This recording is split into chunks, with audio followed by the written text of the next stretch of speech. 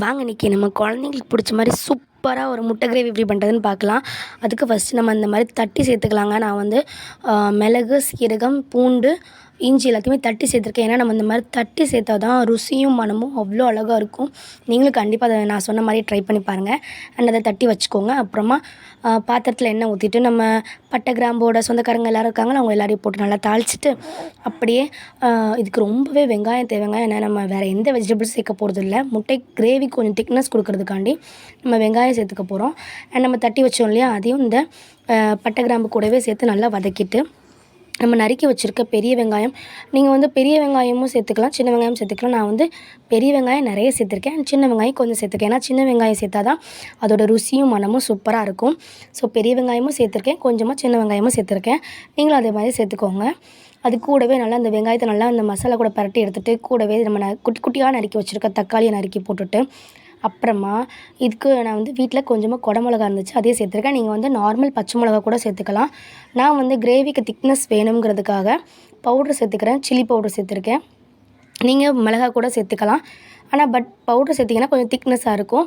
அது கூடவே பாருங்கள் வத்தல் பொடி, அப்புறமா கொத்தமல்லி பவுடர், கொஞ்சமாக கரம் மசாலா, கொஞ்சமாக மிளகுத்தூள், இது எல்லாமே சேர்த்துருக்கேன். நீங்கள் வந்து தட்டி சேர்த்துக்கிட்டிங்கன்னா 1-2 மிளகு கடிப்படும்.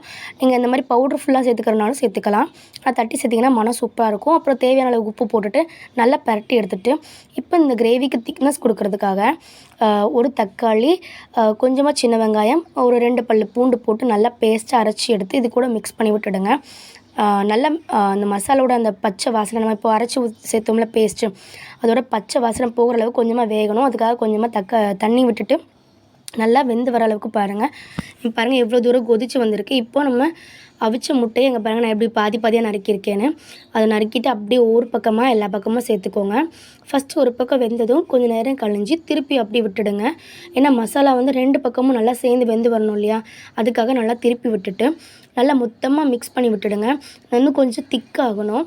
நம்ம அந்த தண்ணி ஊற்றிருக்கோம் இல்லையா, அது எல்லாமே வற்றி பாருங்கள் எந்த அளவுக்கு திக்காக வந்திருக்குன்னு.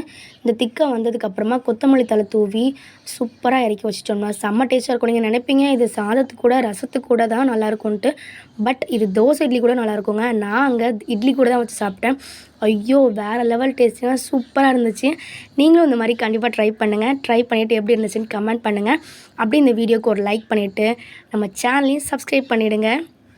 உங்களுக்கு முட்டை பிடிக்கும்னா கண்டிப்பாக நீங்கள் இந்த டிஷ்ஷை கண்டிப்பாக ட்ரை பண்ணுவீங்க. கண்டிப்பாக ட்ரை பண்ணுங்கள். அண்ட் எப்படி இருக்குன்னு கண்டிப்பாக சொல்லுங்கள். லைக் பண்ணுங்கள், கமெண்ட் பண்ணுங்கள். தேங்க்யூ.